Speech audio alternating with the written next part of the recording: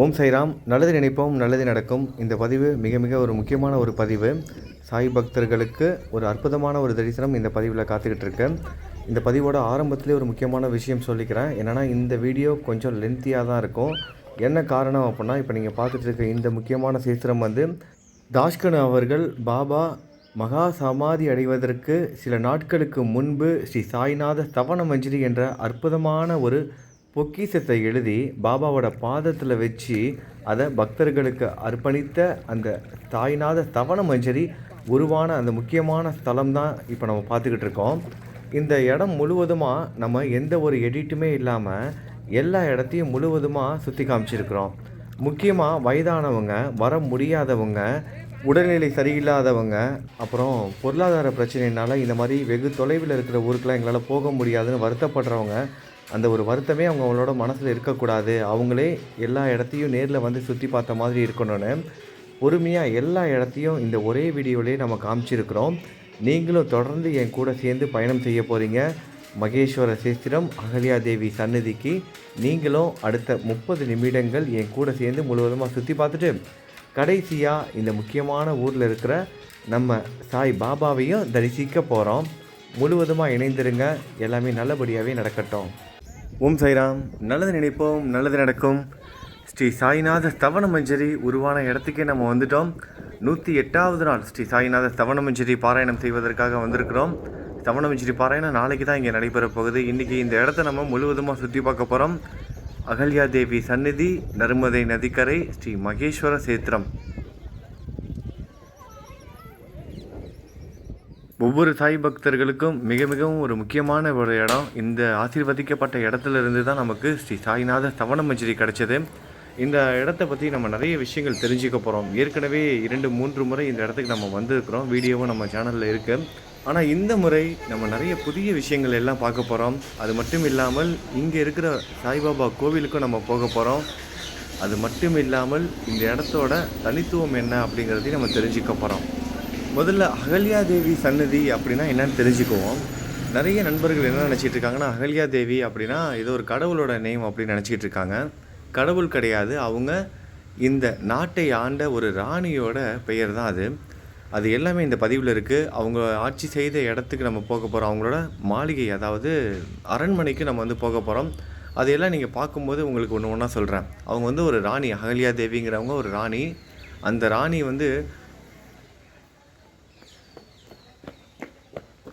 மிகவும் திறமையோடு ஆட்சி செய்து வந்துக்கிட்டு இருந்த அந்த ராணி மிகப்பெரிய ஒரு சிவ பக்தரும் கூட. அவங்க கட்டியிருக்கிற அந்த சிவன் கோவிலெல்லாம் இந்த பதிவில் பார்ப்பீங்க பாருங்கள். கிட்டத்தட்ட நம்ம தமிழ்நாட்டில் தஞ்சாவூரில் மகாபலிபுரத்துலலாம் கற்களாலேயே கோவில்கள் கட்டியிருப்பாங்கள்ல, அந்த மாதிரி இருக்கும். ரொம்ப அபூர்வமான நிறைய கோவில்களுக்கு நம்ம இந்த பதிவின் மூலமாக போக போகிறோம். அடுத்ததாக இந்த ஒரு இடம் எங்கே இருக்குன்னா, மத்திய பிரதேசத்தில் இந்தூர்லேருந்து சரியாக 100 கிலோமீட்டர் தொலைவில் இந்த இடம் அமைஞ்சிருக்கு. நர்மதை நதிக்கரையில் அமைஞ்சிருக்கிற இந்த இடம் இன்னொரு சிறப்பும் இருக்குது. நர்மதை நதிக்கரையில் தான் ஓம்கரேஸ்வரர் 12 ஜோதிலிங்கங்களில் ஒரு ஜோதிலிங்கமான ஓம்கரேஸ்வரர் லிங்கமும் அங்கே தான் இருக்குது. இந்த இடத்துலேருந்து ஓம்கரேஸ்வரர் அந்த கோவிலுக்கு போகணும் அப்படின்னா சரியாக ஒரு 75 கிலோமீட்டர் தொலைவில் அந்த கோவில் இருக்குது. அதே மாதிரி இந்த இடத்துலேருந்து உஜ்ஜைன் போகணுன்னா சரியாக 100லேருந்து 120 கிலோமீட்டர் வரும். சரி, வாங்க இப்போ முதல்ல இந்த இடத்துல நம்ம சுற்றி பார்த்துருவோம். இப்போ நம்ம இருக்கிற இந்த கோவிலோட பேர் ஸ்ரீ ராஜராஜேஸ்வர் கோவில். நர்மதை நதிக்கரையிலே அமைஞ்சிருக்கிற இந்த கோவிலில் மூலவர் சிவலிங்கம் தான். இருந்தாலும் கூட விஷ்ணு பகவானுக்குன்னு தனியாக ஒரு சன்னதி இருக்குது. விநாயக பெருமான் இருக்கார். சந்திர சூரியர்களும் இங்கே இருக்காங்க. ஒவ்வொரு கடவுளாக நம்ம தரிசனம் செய்யலாம். முதல்ல நம்ம பார்த்துக்கிட்டு இருக்க இந்த சன்னதி பார்த்திங்கன்னா விஷ்ணுவோட அவதாரம். என் கூட சேர்ந்து நீங்களும் வாங்க, ஒவ்வொரு சாமியாக தரிசனம் செய்துட்டு நம்ம அகல்யா தேவி சன்னதிக்கு போகலாம். நான் இடையிடையில் பேச மாட்டேன். சாமி காமிக்கும் போதெல்லாம் சாமி கும்பிட்டுக்கோங்க. நடந்து போகும்போது மட்டும் நான் உங்ககிட்ட பேசுகிறேன்.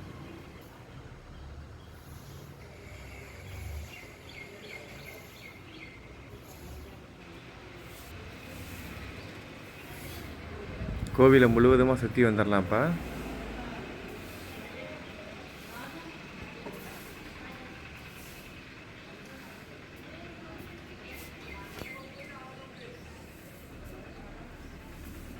இப்போ நம்ம பார்த்த சாமி விஷ்ணுவோட ஒரு அவதாரம். அவங்க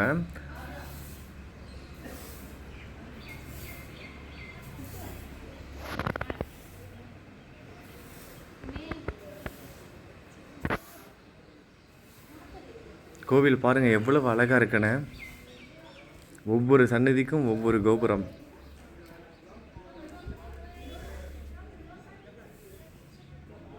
சிவலிங்கம் தான், நிறைய சிவலிங்கம் இங்கே இருந்தது. பொதுவாக இங்கெல்லாம் நம்ம வரும்போது சிவலிங்கத்தை நம்ம வந்து தொட்டு கும்பிடலாம். என் கூட சேர்ந்து நீங்களும் தொட்டு கும்பிடுங்க.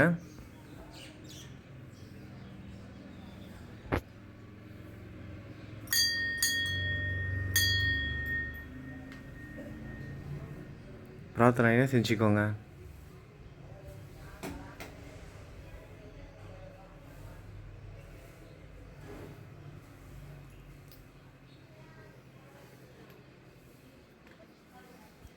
அகல்யாதேவி அரண்மனைலாம் ரொம்ப அருமையாக இருக்கும். பொறுமையாக முழுவதுமாக கலந்துக்கோங்க. ஒவ்வொரு இடமா சுற்றி பார்க்கலாம்.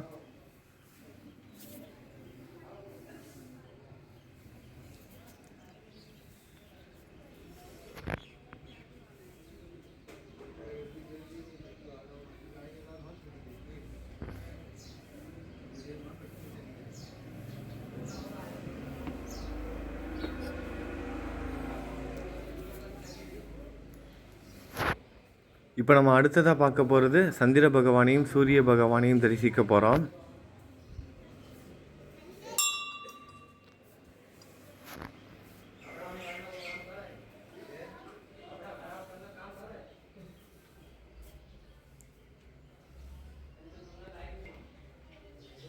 நம்ம உள்ளுக்குள்ளே போனால் எதிர்ப்புறமாக இருக்கார் பாருங்கள், அவர் வந்து சூரிய பகவான். அவரோட பக்கத்தில் இருக்கிறது சந்திர பகவான்.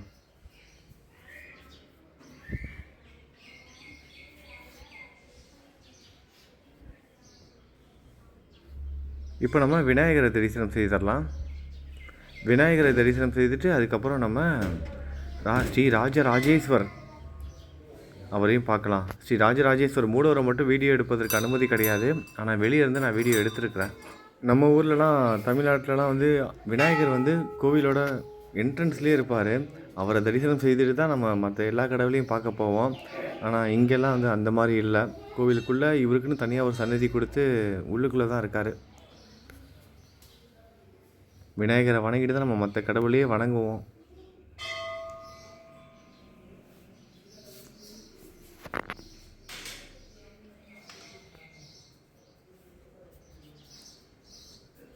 நான் இந்த பதிவில் வந்து நாளைக்கு எங்கே உட்காந்து நம்ம ஸ்ரீ சாய்நாத சவணமஞ்சரி படிப்போம் அப்படிங்கிறதையும் காமிக்கிறேன். எத்தனை பேர் சரியான தேதியில் பார்க்காம கொஞ்சம் தள்ளி பார்த்துட்ருக்கீங்கன்னு தெரியல. ஏன்னா தேதி நான் பாட்டு நாளைக்குன்னு சொல்லிகிட்டு இருக்கேன். ஜூலை 17 இந்த வீடியோ வந்து எடுத்துகிட்ருக்கேன். ஜூலை 18 தான் நம்ம 108வது நாள் சவணமஞ்சரி பாராயணம் நர்மதா நதி கரையில் உட்காந்து செய்ய போகிறோம். அந்த இடமும் உங்களுக்கு வந்து காமிக்கிறேன். கடந்த 3 வருடமாக ஒரே மண்டபத்தில் உட்காந்து தான் படிச்சுட்ருக்கோம் நர்மதா நதி கரையில். இப்போ நம்ம பார்த்துட்ருக்க இங்கே தான் மூலவர் இருக்கார், ஸ்ரீ ராஜராஜேஸ்வர். மூலவர் வந்து வீடியோ எடுப்பதற்கு அனுமதி கிடையாது. நம்ம ஆகம விதிகளை வந்து பின்பற்றணும். கோவில் நிர்வாகம் வந்து போர்டு தான் வச்சுருப்பாங்க. அவங்க நம்மக்கிட்ட வந்து சொல்லலை, யாரும் நம்மளை வந்து பார்க்கல அப்படிங்கிறதுக்காக வீடியோ எடுக்கக்கூடாது. ரொம்ப தவறான ஒரு செயல். நம்ம வெளியே இருந்தே நீங்கள் சாமி கும்பிட்டுக்கோங்க. உங்கள் எல்லாருக்காகவும் நான் உள்ளுக்கு போய் சாமி கும்பிட்டுட்டு வந்துடுறேன்.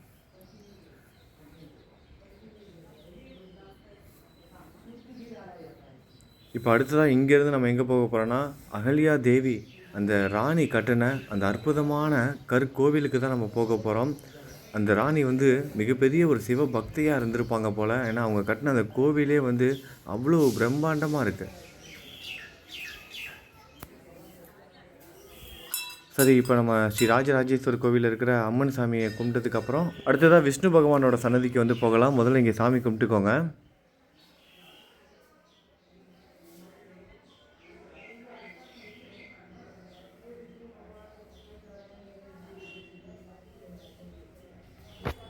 யாரெல்லாம் குருவோட வழிபாடு செஞ்சுக்கிட்டு இருக்காங்களோ, குருவை நம்புகிறாங்களோ, அவரோட ஆசீர்வாதத்தால் அவங்க இருக்கிற இடத்துல இருந்தே ஆத்மார்த்தமாக எல்லா கோவிலுக்கும் கூட்டிகிட்டு போயிட்டு வந்துடுவார். உங்களுக்கும் அந்த உணர்வு கிடச்சிருக்கும்னு நினைக்கிறேன். இந்த மாதிரி கோவில்கள் வீடியோ பார்க்கும்போது நீங்களே இங்கே வந்து சாமி கும்பிட்ட உணர்வு.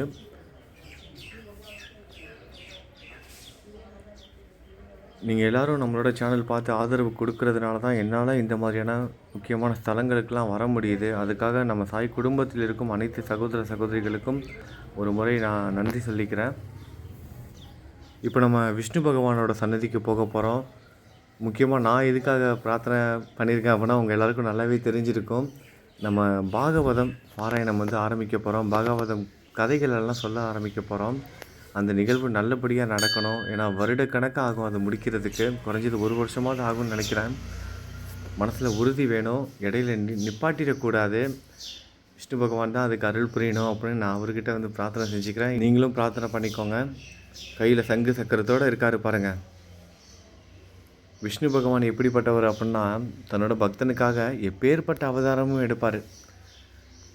அதாவது இந்த தர்மம் அதர்மம் இதெல்லாம் வந்து பார்க்க மாட்டார். யாருக்கு பார்ப்பார்னா அவரோட பக்தர்களுக்கு மட்டும்தான் பார்ப்பார். அவரோட பக்தர்களுக்கு யாராவது தீமை செய்கிறாங்கன்னா எப்பேற்பட்ட அவதாரமும் எடுப்பார். தன்னோட பக்தர்களை காப்பதற்காக தர்மத்தை நிலைநாட்டுவதற்காக எந்த வழியை வேணாலும் அவர் தேர்ந்தெடுப்பார். எப்படிப்பட்ட நாடகத்தை நிகழ்த்தியாவது தன்னோட பக்தர்களை வந்து காப்பாற்றிடுவார். கூப்பிட்ட குரலுக்கு ஓடி வந்துடுவார். நாராயணா அப்படின்னு சொன்னீங்கன்னா போதும் வந்துடுவார். கோவிலோட அழகை பாருங்கள். நான் எதுவுமே கட் பண்ணவே இல்லை. ஃபுல்லாக அப்படியே நான் எங்கெங்கெல்லாம் போனனோ அதை ஃபுல்லாக வந்து வீடியோ எடுத்துருக்கிறேன். எந்த ஒரு எடிட் பண்ணவே இல்லை. வீடியோ வந்து நேரடியாக நீங்கள் இங்கே வந்தீங்கன்னா எல்லா கோவிலையும் எப்படி தரிசித்துட்டு எல்லாத்தையும் சுற்றி பார்ப்பீங்க அப்படிங்கிற அந்த ஒரு உணர்வு கொடுக்கணும் அப்படிங்கிறதுக்காக தான் இந்த வீடியோவோட பதிவு வந்து ரொம்ப பெருசாக இருக்குது. பொதுவாக இந்த மாதிரி யூடியூப்பில் அந்த விளாக்லாம் எடுக்கிறவங்க என்ன செய்வாங்கன்னா ஒவ்வொரு இடத்தையும் தனித்தனியாக வீடியோ எடுத்து சின்ன சின்ன வீடியோவாக வந்து ஒவ்வொரு நாளும் வந்து போஸ்ட் பண்ணிக்கிட்டே இருப்பாங்க. அதாவது ஒரு ஊருக்கு போகிறாங்க அப்படின்னா என்ன பண்ணுவாங்கன்னா அந்த ஊரில் இருக்கிற அதாவது இப்போ இந்த இடத்துக்கு நம்ம வந்திருக்கோம்ல, இப்போ ஒவ்வொரு கோவிலாக வீடியோ எடுத்து வச்சுக்கிட்டு ஒவ்வொரு நாள் ஒவ்வொரு பதிவாக வந்து போட்டுக்கிட்டே இருப்பாங்க. கிட்டத்தட்ட ஒரு 10-15 நாட்கள் தொடர்ந்து அதே தான் ஒரு எபிசோட் 1 எபிசோட் 2ன்னு. ஆனால் நம்ம அந்த மாதிரி பண்ணுறது கிடையாது. ஒன்று வந்தோம் அப்படின்னா எல்லா இடத்தையும் ஒரே நாளில் நீங்கள் சுற்றி பார்த்துட்டு தானே போவீங்க. அப்போ அந்த கண்டினியூட்டி உங்களுக்கு இருக்கணும். உங்களுக்கு ஆத்மார்த்தமாக நீங்களும் வந்துட்டு போன உணர்வு இருக்கணும். அப்படிங்கிறதுக்காக தான் நடந்து போகிற இடம் முதற்கொண்டு அந்த இடம் இந்த அட்மாஸ்பியரு அந்த சுற்றுச்சூழல் இதெல்லாம் எப்படி இருக்கும், மக்களாக நீங்களும் இங்கே வந்து பார்த்து சாமி கும்பிட்டுட்டு உங்கள் குடும்பத்தோடு வந்து என்ஜாய் பண்ணிட்டு போன அந்த ஒரு உணர்வு இருக்கணும். அப்படிங்கிறதுக்காக தான் முழுவதுமாக நம்ம வந்து காமிச்சிருக்கோம். இப்போ நம்ம ஸ்ரீ ராஜராஜேஸ்வர் கோவிலேருந்து மகாராணி அகல்யா தேவி அரண்மனைக்கு நம்ம வந்து போய்கிட்டுருக்கோம். முதல்ல இப்போ நம்ம அகல்யா தேவி அரண்மனைக்கு போக போகிறோம். என் கூட சேர்ந்து அப்படியே நீங்களும் நடந்து வாங்க.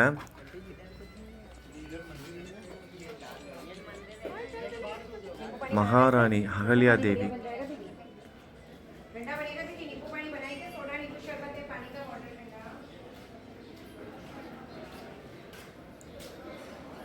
அவங்க அரண்மனையோடு சேர்ந்து இருக்கிற இந்த குறிப்பிட்ட இடம், இந்த இடம் எல்லாமே நர்மதா நதி தெரியுது பாருங்கள். நம்ம எல்லாம் சுற்றி பார்த்ததுக்கப்புறமா அந்த நதிக்கு வந்து போய் பார்க்கலாம். அதற்கு முன்பு இப்போ வந்து பூட்டிடுவாங்க, டைம் ஆகிருச்சு. அதனால் நம்ம உடனடியாக வந்து அரண்மனையை போய் பார்த்துட்டு வந்துடுவோம். அரண்மனையை பார்த்துட்டு அதுக்கப்புறம் நம்ம நர்மதா நதிக்கு வந்து போகலாம். அதற்கு முன்பு இங்கே போகிற வழியிலேருந்து அப்படியே கொஞ்சம் கீழே பாருங்களேன், மகாராணி சிவ ஆலயத்தை எப்படி கட்டியிருக்காங்க அப்படின்னு. இந்த இடத்த பாருங்கள், ஃபுல்லாக கற்களையே மலையை வந்து குடஞ்சி கட்டியிருக்காங்க.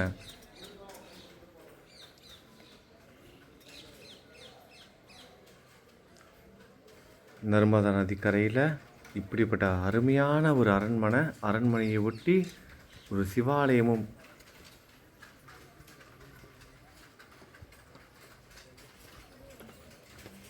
அப்படியே என் கூட சேர்ந்து நடந்து வாங்க. நான் எதுவுமே கட் பண்ணவே இல்லை, அப்படியே முழுவதுமாக உங்களுக்கு காமிச்சிருக்கிறேன். இப்போ நம்ம பார்த்துட்ருக்க இந்த இடம் எல்லாமே ஒரு மலை மேலே தான் நம்ம இருந்துகிட்ருக்கோம். நம்ம வந்து சமதளத்தில் இல்லை, ஒரு மலை மேலே தான் இருந்துக்கிட்டு இருக்கோம். அந்த மலையில் தான் இந்த அரண்மனை எல்லாமே மலையை குடஞ்சி தான் கட்டியிருக்காங்க.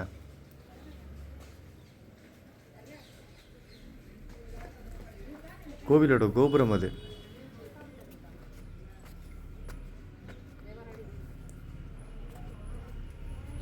அரண்மனையோட நுழைவாயில்.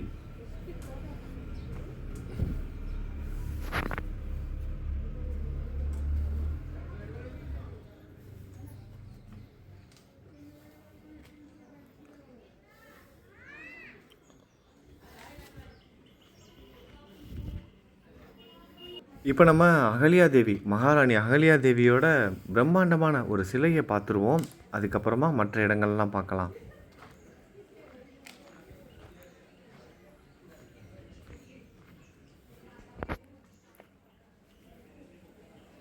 பாருங்கள், எங்கே பார்த்தாலும் சிவலிங்கம் தான் இருக்குது. சிவபெருமானோட தீவிர பக்தியாக இருந்திருப்பாங்க போல் இந்த ராணி.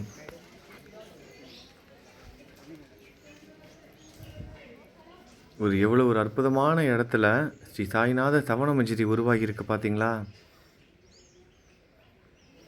அகல்யாதேவி நிற்கிறாங்க பாருங்கள் கம்பீரமாக.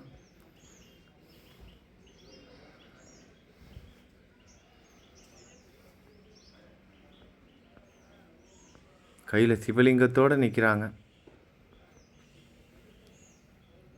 மகாராணி தேவி அகல்யாபாய் ஹோல்கர் எப்போ பிறந்திருக்காங்க அப்படின்னா 31 மே மாதம் 1725 வருடம் பிறந்திருக்காங்க. மறைவு 13ஆம் தேதி ஆகஸ்ட் மாதம் 1995 வருடம். 1767லேருந்து 1795 வரைக்கும் மகாராணியாக ஆட்சி புரிஞ்சிருக்கிறாங்க. 70 வருடம் வாழ்ந்திருக்காங்க. கிட்டத்தட்ட 28 வருடங்கள் இவங்களோட கண்ட்ரோலில் தான் இந்த நாடே வந்து இருந்திருக்கு. மத்திய பிரதேசத்தை 28 ஆண்டுகள் திறம்பட ஆட்சி புரிந்த மகாராணி அகல்யாதேவி.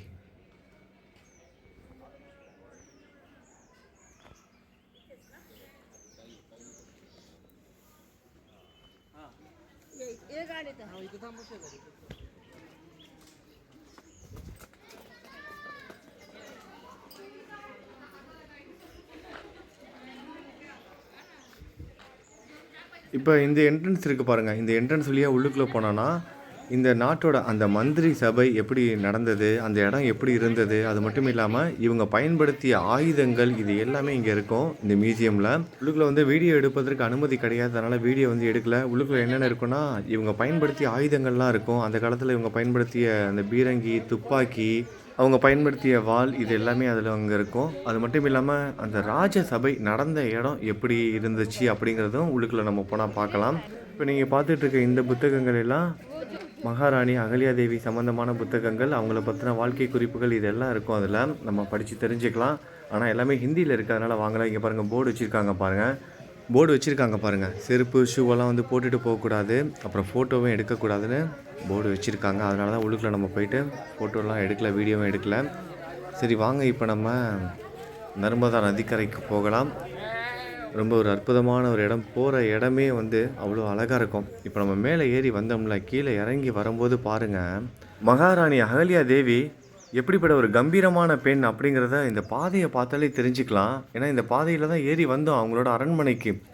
இப்போ இறங்கி போகும்போது இப்படி உயரமான இடத்துல இவ்வளோ ஒரு கம்பீரமான ஒரு ராணி வந்து ஆட்சி புரிஞ்சிருக்காங்க அப்படின்னு நம்ம பார்க்கும்போது அவ்வளவு பிரமிப்பாக இருக்குது. அது மட்டும் இல்லாமல் பாருங்கள், அவங்க அரண்மனையோடு சேர்ந்து சிவாலயம் எப்படி கட்டியிருக்காங்கன்னு, எவ்வளோ பெரிய சிவபக்தராக இருந்திருப்பாங்க பாருங்கள். இப்போ இந்த காலத்துலேயே இப்படி இருக்குது. அவங்க ஆட்சி புரியும் போது இந்த இடம்லாம் எப்படி இருக்கும் நம்ம கொஞ்சம் கற்பனை பண்ணி பார்த்தோம் அப்படின்னா ரொம்ப பிரமிப்பாக இருக்குது. நம்ம சினிமாவில் இந்த இதிலலாம் பார்க்குறதுலாம் கூட ரொம்ப கம்மி தான் போல். ரொம்ப அழகான ஒரு இடமா இருக்குது. பொறுமையாக கூட சேர்ந்து நடந்து வாங்க. ஒவ்வொரு படிக்கட்டும் அவ்வளோ பெருசாக இருக்கும். உங்களுக்கு வீடியோவில் பார்க்கும்போது தெரியாது. ரொம்ப உயரமான இடம். ஒரு மலை மேலே தான் நம்ம நின்றுக்கிட்டு இருக்கோம். இவங்களோட அரண்மனை, இந்த கோவில் எல்லாமே ஒரு மலையில் தான் அமைஞ்சிருக்கு.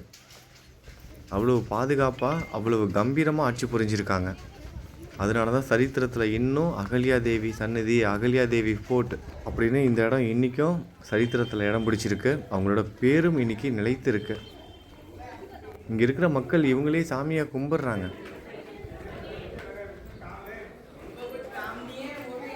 ஏன்னா ஒன்று இந்த மாதிரி இடத்தெல்லாம் பார்க்கும்போது இங்கே அப்புறம் வந்து வீர சிவாஜி அவங்களோட சிலையெல்லாம் வந்து பார்க்கும்போது இங்கே இருக்க மக்கள் அவங்களெல்லாம் வந்து சாமியாக கும்பிட்றாங்க.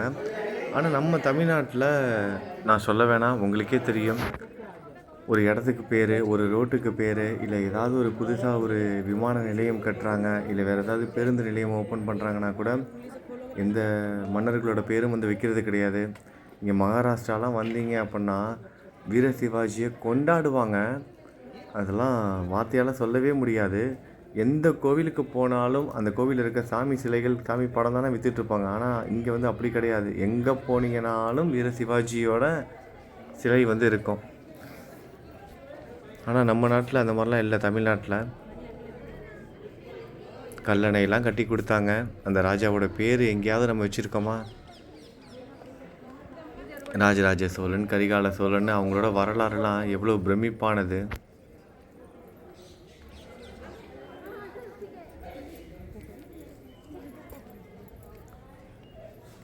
இப்போ நம்ம பார்த்துட்டு இருக்க இங்கே ஒரு கோவில் இருக்கும், அப்புறம் எதிர்த்த மாதிரி அங்கேயும் ஒரு கோவில் இருக்குது. இங்கே உள்ளுக்குள்ளே சன்னதி வந்து மூடிட்டாங்க, அதனால் கோவிலை மட்டும் பார்த்துக்கோங்க. இந்த சிற்பங்கள், இந்த கலை நயம் இதெல்லாம் எப்படி இருக்குது அப்படிங்கிறத நீங்கள் பார்க்கணும் அப்படிங்கிறதுக்காக தான் நான் வந்திருக்கேன்.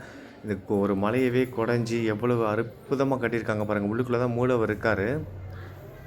இதெல்லாம் அகல்யாதேவி அம்மா அவங்க ஆட்சியில் இருக்கும்போது கட்டப்பட்ட கோவில். உள்ளுக்குள்ளேயே 2 கோவில் இருக்கும். இது ஒரு கோவில், அப்புறம் எதிர்த்த மாதிரி ஒரு கோவில் இருக்குது. கோவில் வந்து இப்போ நடை சாத்தியிருக்காங்க. இந்த பிரம்மாண்டத்தை காமிக்கணும் அப்படிங்கிறதுக்காக தான் வீடியோவே எடுத்திருக்கிறேன். அப்படி எதிர்ப்புறமாக இருக்குது பாருங்கள் ஒரு கோபுரம், அதுவும் அங்கேயும் ஒரு சிவலிங்கம் இருக்குது. அது அந்த கோவில் வந்து இதை விட பெருசாக இருக்கும்.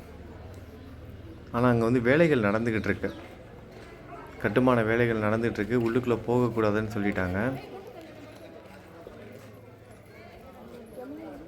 இப்போ நம்ம நர்மதா நதிக்கரைக்கு போக போகிறோம். நல்ல டூரிஸ்ட் பிளேஸ் இது. நிறைய மக்கள் வந்துக்கிட்டு இருப்பாங்க. முக்கியமாக சனி ஞாயிற்றுக்கிழமையில் கூட்டம் ரொம்ப அதிகமாக இருக்கும். ஏன்னா நதிக்கரையை ஒட்டியிருக்கிறதா அந்த ஹியூமிடிட்டி வந்து ரொம்ப அதிகமாக இருக்கும், வேர்வை ரொம்ப அதிகமாக வரும். ஆனால் இங்கே வந்து இந்த லெமன் சோடா அதெல்லாம் விற்றுக்கிட்டு இருப்பாங்க, வாங்கி குடிச்சிக்கோங்க.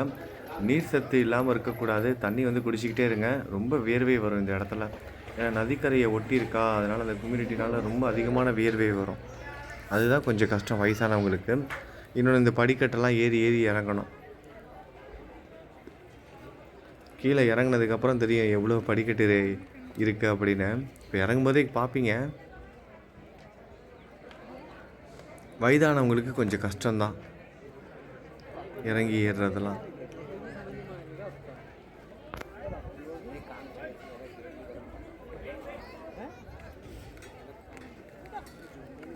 பாருங்கள் ஒவ்வொரு படிக்கட்டும் எவ்வளோ பெருசாக இருக்குன்னு.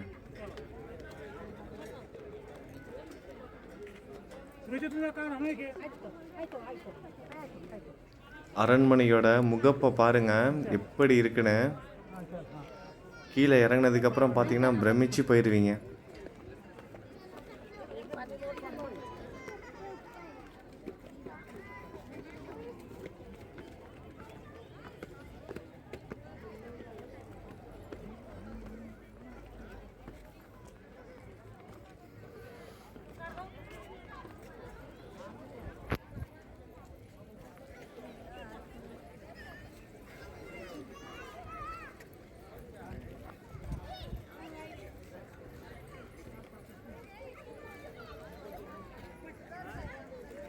இப்போ நான் வீடியோ எடுத்துகிட்டு இருக்கேன் இந்த நேரம் வந்து பார்த்திங்கன்னா சாயங்காலம் ஒரு 6:30 மணிக்கு எடுத்துக்கிட்டு இருக்கேன்.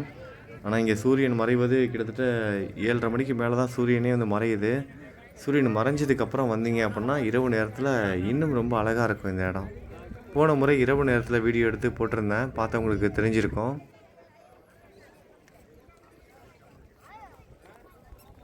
சரி வாங்க நம்ம மீனுக்கு வந்து சாப்பாடு வாங்கி போடலாம்.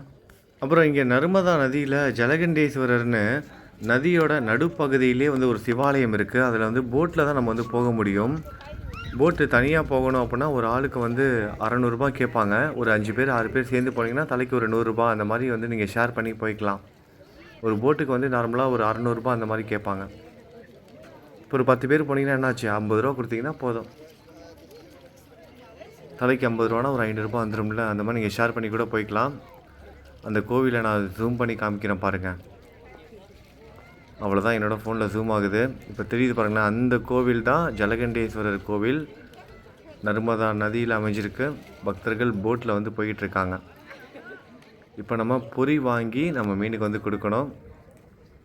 கோட்டையை பாருங்கள் எவ்வளோ பிரம்மாண்டமாக இருக்குன்னு.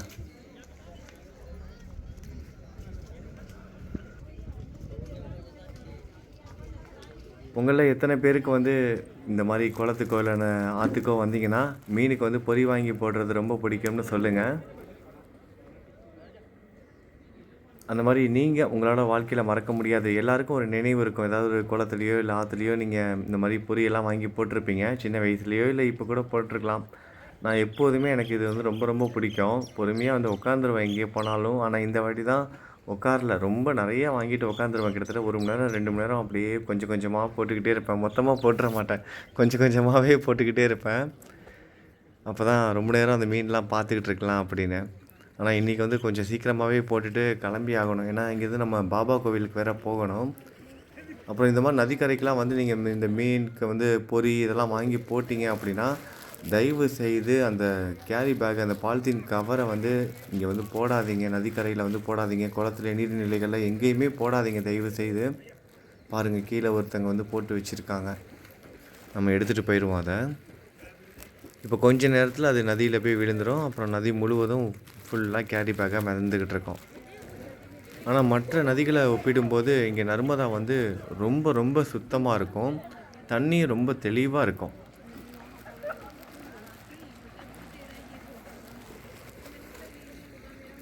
நம்ம மீனுக்கு வந்து போட ஆரம்பிப்போம்.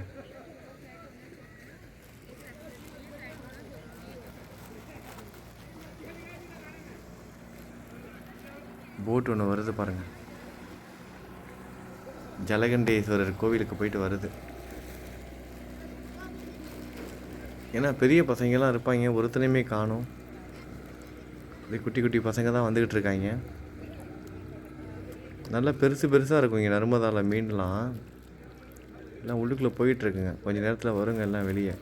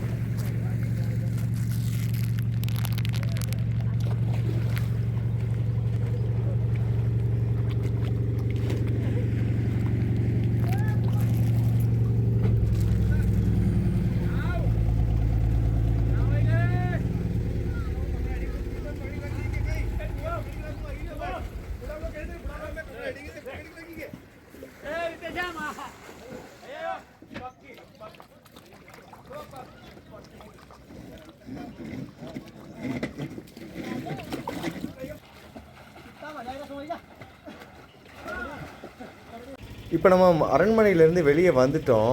ஸ்ரீ தாஸ்கன் அவர்கள் தவணமஞ்சரி எழுதிய மகேஸ்வர சேஸ்திரத்தில் இருக்கிற மிகவும் சக்தி வாய்ந்த ஒரு பாபா கோவிலுக்கு போக போகிறோம்.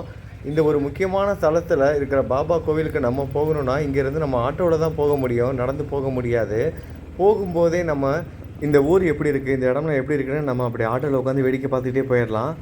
மகேஸ்வரம் பொறுத்த வரைக்கும் கைத்தறி புடவைகள் தான் ரொம்ப பிரசித்தி பெற்றது இந்த ஊரை பொறுத்த வரைக்கும். ஆனால் இங்கே விற்கிற இந்த சேலைகள், இந்த புடவைகள் எல்லாம் நம்ம தமிழ்நாட்டு கலாச்சாரத்துக்கு சரியாக வராது. ரொம்ப டிரான்ஸ்பரண்ட்டாக இருக்கும். இங்கே வட மாநிலத்தில் இருக்கிற பெண்கள் எல்லாரும் இதை விரும்பி கட்டுறாங்க. ஆனால் நம்ம பெண்கள் வந்து இதை வந்து விரும்ப மாட்டாங்க. ஏன்னா அது ரொம்ப டிரான்ஸ்பரண்ட்டாக இருக்குது. உடல் முழுவதும் அப்படியே வெளியே தெரிகிற மாதிரி இருக்குது. இப்போ நான் அந்த இடத்துக்கு நான் உங்களை கூட்டிகிட்டு போகிறேன். நீங்கள் பாருங்கள். நம்ம ஒரு ஹேண்ட்லூம் அந்த கைத்தறி நெசவு செய்கிற அந்த இடத்துக்கே நம்ம நேரடியாக போயிட்டு நம்ம பார்க்கலாம். அங்கே விற்கிற புடவைகளும் பார்க்கலாம்.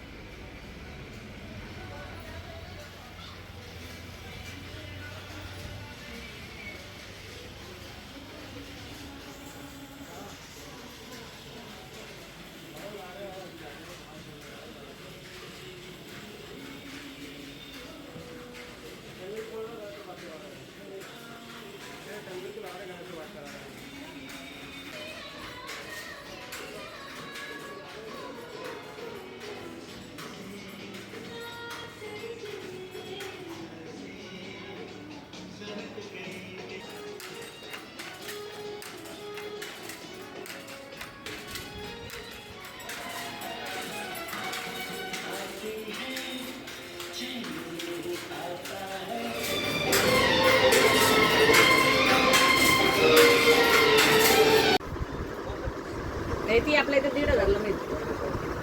ही जानेवारीचीच आहे.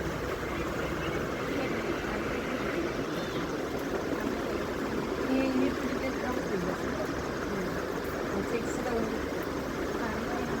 तुला कशाने पाहिजे ताई? किती म्हणाले तुम्ही? इथं बनते माहेश्वरी, इथं बनते आपल्या इथं नाही बनत. बोलता ना एक आपण ठिकाणी का ते आहे पण आहे ना माहेश्वरी दो मुझे किती जण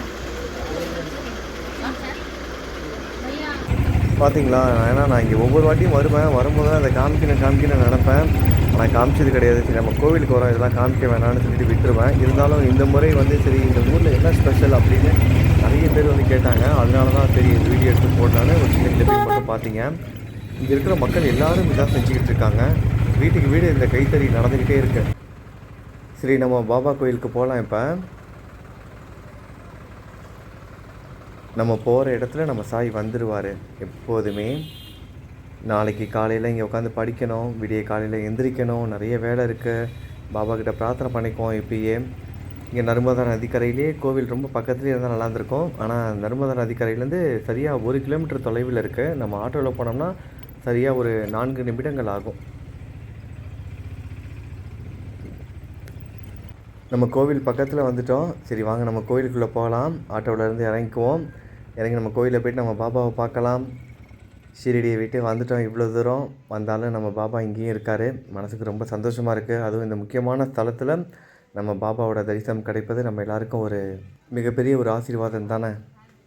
ஏன்னா இவ்வளோ தூரம் வந்துட்டு நம்ம பாபாவை பார்க்காம போனால் நல்லாவா இருக்கும்? நம்மளை வர வச்சதே அவர் தான். இங்கே மகேஸ்வரில் நம்ம எங்கே போனாலும் சிவலிங்கம் இல்லாத இடமே நம்ம பார்க்க முடியாது. நம்ம பாபா கோவில்லையும் சிவலிங்கம் இருக்குது. சிவலிங்கத்தை நம்ம தொட்டு கும்பிட்டுட்டு நம்ம பாபாவை பார்க்க போகலாம். அப்புறம் இன்றைக்கி பிறந்தநாள் கொண்டாடுறவங்களுக்கு பிறந்தநாள் வாழ்த்துக்கள்லாம் சொல்ல வேண்டியது இருக்குது. முதல்ல நம்ம சாயோட தரிசனம் பார்த்துருவோம். அதுக்கப்புறம் இன்றைக்கி பிறந்தநாள் கொண்டாடுறவங்களுக்கு பிறந்தநாள் வாழ்த்துக்கள் சொல்லலாம்.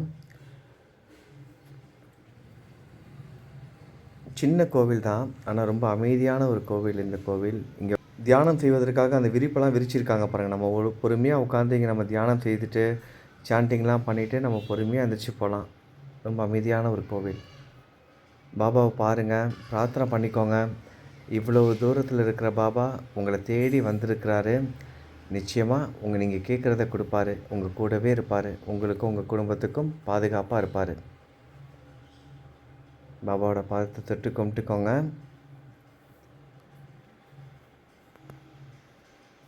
இன்றைக்கி நம்ம சாய் குடும்பத்தை சேர்ந்த தீக்ஷிகா பிரணவி பாப்பாவுக்கு முதல் பிறந்த நாள். தீக்ஷிகா பிரணவி பாப்பா நம்ம சாய் குடும்பம் பிரார்த்தனை செய்து பிறந்த குழந்தை.